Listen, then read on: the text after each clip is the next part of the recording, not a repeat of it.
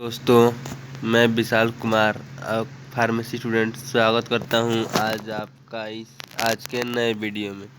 तो आज हम लोग पढ़ेंगे सॉलिड डोजेज फॉर्म को, जो कि बी फार्मेसी फर्स्ट सेमेस्टर के यूनिट 2 का टॉपिक है। फार्मास्यूटिक्स सब्जेक्ट के अंदर आता है ये।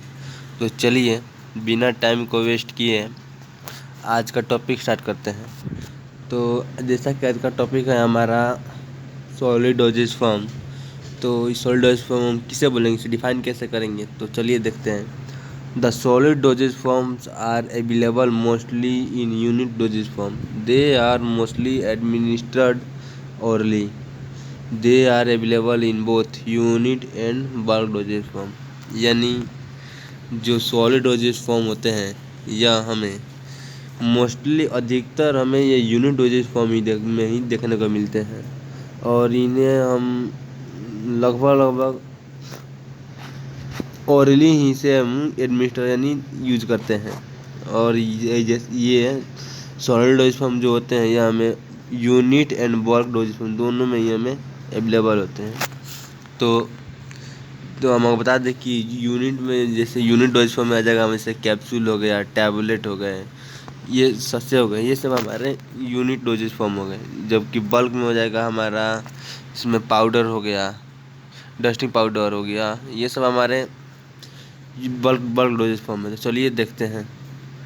तो यहाँ पे देखते हैं सबसे पहले सॉलिड डोजेज फॉर्म के पार्ट्स। तो जैसे कि इसके दो मेन पार्ट्स है, unit dosage form and bulk dosage form.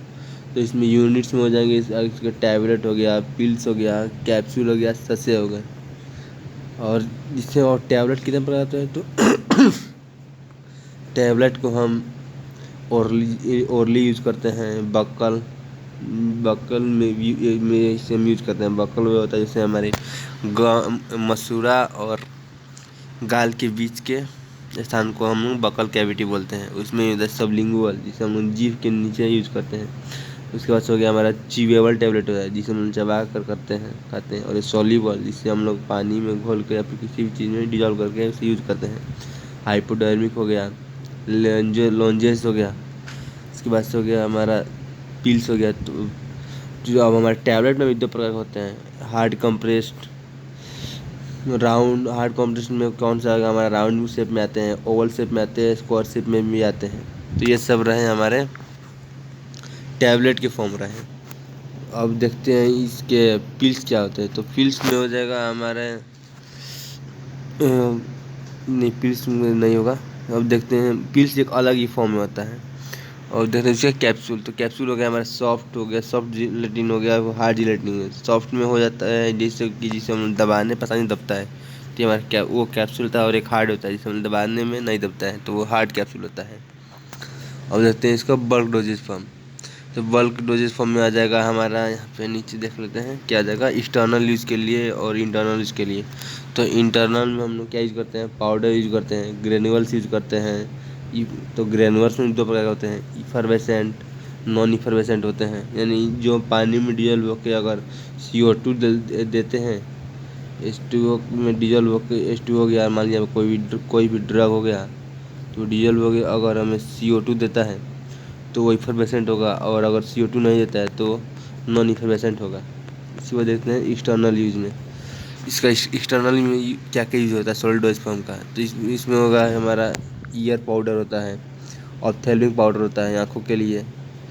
तो बता दें कि ईयर पाउडर को हम लोग ओटिक पाउडर भी बोलते हैं। इसके बाद से टूथ पाउडर हो गया, स्नफ्स हो गए, डस्टिंग पाउडर हो गया, डाउच हो गए, ये सब हमारे एक्सटर्नल यूज है। इसके बाद से देखते हैं अगले, देखते हैं इसको पाउडर हम लोग किसे बोलते हैं। और आज अगर आपको दो एग्जाम में कि 2 नंबर में पाउडर डिफाइन कीजिए, तो पाउडर को हम लोग कैसे डिफाइन करेंगे। तो powders are solid dosage form of medicament in which one और more than one drugs are dispensed in finely divided state और without excipient. They are available in crystalline और एमorphous फॉर्म। यानी जो पाउडर डोजेज फॉर्म होते हैं ये भी एक सॉलिड डोजेज फॉर्म होते हैं, जिसमें मेडिकामेंट एक या फिर एक से अधिक होते हैं। और इसमें एक या एक से अधिक दवाएं का मतलब कि यूनिफॉर्मली इसे बिना एक्सिपिएंट्स के इसमें डिस्पर्स किया जाता है। और ये हमें क्रिस्टल और एमॉर्फस फॉर्म में हमें उपलब्ध होते हैं हमारे बीच। रहता है टैबलेट। तो tablet is defined as compressed unit dosage solid dosage form containing medicaments with or without excipient. यानी जो टैबलेट होते हैं इसमें मेडिकामेंट जो होता है वो एक्सिपिएंट के साथ भी हो सकता है और बिना एक्सिपिएंट्स के भी हो सकता है।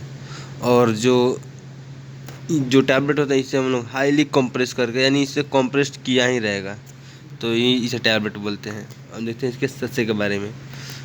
तो ससे are solid unit dosage form of drug. These are moulded from rice paper which are made by pouring a mixture of rice flour and water between two hot polished revolving cylinder. The water evaporates and a sheet of water is formed। यानी ये जो सस्से होते हैं इससे हम लोग rice paper की सहायता से बनाते हैं। तो इसे बनाने के लिए हमें क्या करते हैं, सबसे पहले राइस फ्लोर और वाटर को दो हॉट पुलिस सिलेंडर में रखेंगे। उसके बाद से इसे इवेपोरेट करेंगे। जो ये जब वाटर इवेपोरेट हो जाएगा तब हमें एक वाटर का शीट फॉर्म होगा, तो वो हमें उसे ससे बोलते हैं। हम देखते हैं पिल्स के बारे में जानते हैं। तो pills are unit dosage form. These are small spherical और a wide message which are required to be made of the dispensing counter। These are rarely prepared। यानी ये जो पिल्स होते हैं ये हमें मोस्टली राउंड शेप में देखने को मिलते हैं और इससे हम लोग रियर केस में यूज करते हैं। अब देखते हैं इस कैप्सूल के बारे में। तो capsule are a solid dosage form in which the drug substance is enclosed in a water soluble cell or an envelope। A capsule shell is made from gelatin। Capsule are available in both hard and soft capsule. यानी ये जो capsule होते हैं इससे हम बता दें कि एक इसमें दो पार्ट होते हैं कैप्सूल के, एक अपर पार्ट नीचे और लोअर पार्ट। तो अपर वाले पार्ट को हाइट बोलते हैं। और इसके बारे में देखते हैं कि जो कैप्सूल होता है यह जिलेटिन से बना होता है, इसका अपर पार्ट। और जो कैप्सूल होता है यह हमें सॉफ्ट और हार्ड दोनों में ही हमें देखने को मिलता है। अब देखते हैं इसके लॉन्जेस क्या होते हैं। तो lozenges are solid preparation which consist sugar and gum medicated with having local action in throat and mouth। They are also used in slow administration and cough remedies। यानी ये जो लॉन्जेस होते हैं ये भी सॉलिड डोज फॉर्म में होते हैं जिसका यूज हम लोग थ्रोट और माउथ इन्फेक्शन के किसी लोकल पार्ट्स में इन्फेक्शन के लिए यूज किया जाता है। और ये इसका यूज हम स्लो एडमिनिस्ट्रेशन में भी करते हैं और कफ के हेल्प में भी इसका यूज हम लोग करते हैं। अब देखते हैं बल्क डोजेज फॉर्म क्या होता है। तो powder are dispensed in bulk when accuracy of dose is not important। Bulk powder contains several doses of powder। They are supplied in wide mouth container। यानी जो पाउडर होते हैं इसे हम लोग बल्क में डिस्पेंस करते हैं। क्यों? जब इसका डोज जो है उतना ज़रूरी नहीं होता है, इम्पोर्टेंट नहीं होता है, तभी हम इसको बल्क डोजेज फॉर्म में डिस्पेंस करते हैं। और ये जो बल्क पाउडर होते हैं यह सेवरल डोज को कंटेन करते हैं और इन्हें हम वाइड माउथ यानी चौड़े मुंह वाले कंटेनर में इसे हम लोग सप्लाई करते हैं। हम देखते हैं ग्रानुलर पाउडर्स। तो these are certain solid medicaments which are required to be administered orally in large dose। They are difficult to dispense in powder form because it is bitter, nauseous and unpleasant taste। It is difficult to convert into liquid dosage form due to solubility problem। यानी ये जो granules होते हैं ये solid medicament होते हैं जिन्हें हम ओरली यूज करते हैं, और इन्हें हम पाउडर के फॉर्म में जल्दी डिस्पेंस नहीं कर सकते, क्योंकि ये इनका टेस्ट होता है वो अनप्लीजेंट होता है, और इन्हें लिक्विड डोजेज फॉर्म में कन्वर्ट करना बहुत ही मुश्किल है, क्योंकि इनकी स्टेबिलिटी बिल्कुल कम हो जाती है। अब देखते हैं इसका इफरवेसेंट क्या होता है। इफरवेसेंट ग्रेनुअल्स, तो they are special dosage form of medicament meant for internal use. They contains medicament with citric acid, tartaric acid and sodium bicarbonate. Sometimes sucrose and other sweetening agent are added। यानी जो effervescent granule होते हैं इनमें special dose होता है किसी भी medicament का, और इनका यूज हम लोग इंटरनली करते हैं, और इन मेडिकामेंट्स में हमें साइट्रिक एसिड, टार्टरिक एसिड और सोडियम बाइकार्बोनेट देखने को मिल जाता है, और कभी कभी इस स्वीटनिंग एजेंट के तौर पर हम सुक्रोज और फ्रुक्टोज का भी यूज़ करते हैं, जो हमें फलों से प्राप्त होता है। अब देखते हैं bulk dosage form of external use of powder. Bulk powder for external use are non potent substance. These powders are supplied in cardboard, glass or plastic container, which are often designed for the specific method of application। यानी bulk powder है, इसे हम लोग externally use करते हैं, और इन्हें हम लोग कार्डबोर्ड, ग्लास और प्लास्टिक के कंटेनर में ही से सप्लाई करते हैं, जिन्हें हम लोग स्पेसिफिक मेथड के लिए ही प्रिपेयर करते हैं। उसके बाद रहा हमारा डस्टिंग पाउडर। तो they are meant for external application on skin and they are generally applied in a very fine state of subdivision to avoid local irritation.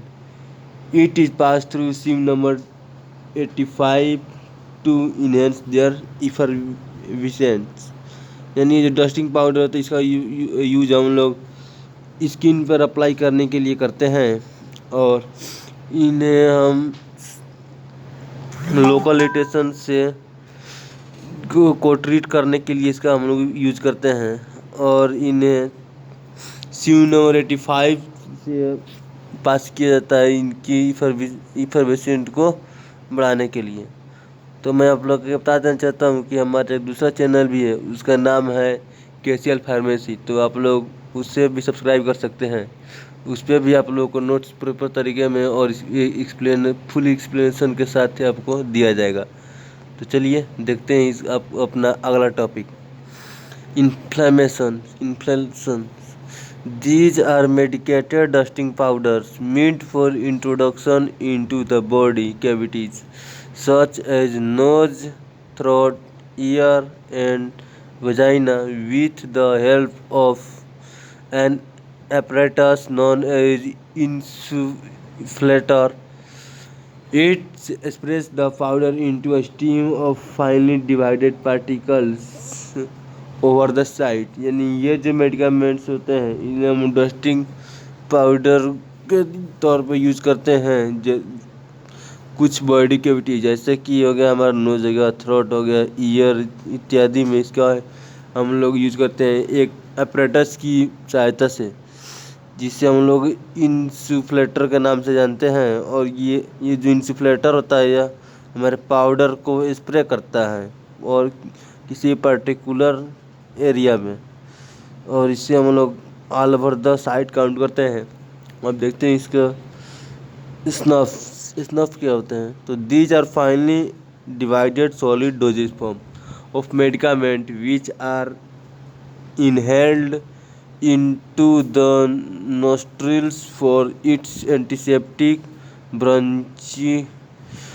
bronchodilator and decongestion action. तो ये snuffs होते हैं या हमें solid dose form medicament होते हैं, जिसका use हम लोग नोस्ट्रिल्स एंटीसेप्टिक के तौर पर इसका यूज हम लोग करते हैं। इसके बाद देखते हैं हमारा डेंटिफ्रीसिस। These are applied with the help of toothbrush for cleaning the surface of teeth. They contain a suitable detergent or soap, some abrasive substance and the suitable flour. यानी जो डेंटिफ्रिसेस होते हैं या हम एक टूथब्रश की हेल्प से इसका यूज़ करते हैं और इसका यूज हम लोग क्लीनिंग पर्पज़ के तौर पर करते हैं। और ये जो हमारे डेंटिफ्रिसेस होते हैं ये सॉप और सूटेबल डिटर्जेंट कंटेन करते हैं और साथ में इन्हें सूटेबल फ्लेवर भी ये कंटेन करते हैं। तो अब उसके बाद देख लेते हैं हमारा solid dosage semi solid dosage form. तो semi solid dosage form are mainly used for external application. Example ointments, creams, jellies and paste ETC। यानी जो सेमी सॉलिड डोजेज फॉर्म होता है या हम लोग मोस्टली एक्सटर्नल एप्लीकेशन के लिए ही यूज़ करते हैं, क्योंकि जैसे कि हमारा हो गया ऑइंटमेंट हो गया, क्रीम हो गया, जेलीज हो गए, हमारे पेस्ट हो गए। और the suppositories are also included in this category. These are unit dosage form. यानी जो हमारे जो सपोर्टरीज है इसे भी हम लोग सेमी सॉलिड डोजेज फॉर्म में ही प्रिपेयर करते हैं। उसके बाद देखते हैं हम अपना ऑइंटमेंट्स हम किसे बोलेंगे। तो ointments are semi solid preparation meant for external application to the skin or mucous membrane. They usually contain a medicament or medicaments suspended for emulsified in ointment base. They may contain a suitable antimicrobial preservative. The ointments are mainly used as protective or emulsient for the skin. यानी जो ointment होते हैं या semi solid preparation होते हैं जिससे हम लोग एक्सटर्नली इस यूज करते हैं और स्किन पे अप्लाई करते हैं और तथा म्यूकस मेम्ब्रेन पे। तो म्यूकस मेम्ब्रेन वो होता है जब हमारा स्किन कहीं पे बर्न हो जाता है या जल जाता है तो देखते हैं जो पानी जैसा हो जाता है तो उससे हम म्यूकस मेम्ब्रेन बोलते हैं। तो इस पर भी इसका यूज ऑइंटमेंट का यूज किया जाता है। और ये एंटीसेप्टिक प्रॉपर्टीज़ का होता है, माइक्रोबियल होता है, एंटी माइक्रोबियल होता है। और इसका यूज हम लोग मेनली प्रोटेक्टिव और इमोल्सिएंट के तौर पर इसका यूज हम लोग करते हैं। और जैसे क्रीम्स क्या होते हैं, these are viscous semi solid emulsions which are meant for external use. They usually contain a water-soluble base due to which they can be easily removed from the skin. They are softer and having lightweight comparison to true ointments when applied to the skin. यानी जो cream होते हैं ये viscous होते हैं, semi solid emulsion होते हैं जिनका यूज हम लोग एक्सटर्नली करते हैं। और ये यूजुअली वाटर सोल्यूबल बेस होते हैं क्योंकि इन्हें हम आसानी से स्किन से हटा सकें, इसीलिए इन्हें बेसिक फॉर्म में बनाया जाता है। They are softer and having light weight. और ये सॉफ्ट होते हैं तथा ये हल्के होते हैं टू ऑइंटमेंट्स। ये मतलब कि ये स्किन पे अप्लाई करने पर ये ऑइंटमेंट से हल्के होते हैं। अब देखते हैं इसमें पेस्ट क्या होते हैं। Paste are semi solid preparation intended for external application to the skin. The paste are generally very thick and stiff. They stiff do not melt ordinary temperature and thus form a protective containing over the area where they are applied। यानी ये जो paste होते हैं ये भी semi solid preparation होते हैं और इनका भी यूज हम लोग मोस्टली एक्सटर्नल करते हैं। ये जो पेस्ट होते हैं ये बहुत ही थिक होते हैं और ये ऑर्डिनरी टेम्परेचर पे ये आसानी से मेल्ट नहीं होते हैं और इसीलिए ये प्रोटेक्टिव कोटिंग करते हैं उस एरिया पर जहाँ हम लोग इसे अप्लाई करते हैं। तो देखते हैं इसका अगला टॉपिक क्या है। तुम्हारा अगला टॉपिक है जेलीज। जेलीज आर ट्रांसपेरेंट और translucent non greasy semi solid preparation meant for external application to the skin or mucous membrane. They may be prepared from natural gums such as tragacanth, pectin, sodium alginate or synthetic derivatives of natural substance such as methyl cellulose and sodium कार्बोक्सीसेल्यूलोज। यानी ये जो jellies होते हैं या transparent और translucent non greasy preparation होते हैं जिन्हें हम लोग एक्सटर्नली यूज़ करते हैं स्किन पे और म्यूकस मेम्ब्रेन पे अप्लाई करते हैं, और इन्हें हम नेचुरल गम्स की सहायता से बना सकते हैं, जैसे कि हमारा हो गया ट्राइकांत हो गया, पेक्टिन हो गया, सोडियम एल्जिनेट हो गया और सेल्यूलोज हो गया, हमारा सोडियम बाइकार्बोनेट हो गया, सेल्यूलोज हो गया। तो यह सब इन सब की नेचुरल गम्स की हेल्प से हम जेलीज को प्रिपेयर करते हैं। जैसे हमारा अंतिम टॉपिक है politics. These are soft, viscous, wet, massive of solid substance applied to the skin. Polystics are also known as cataplasm.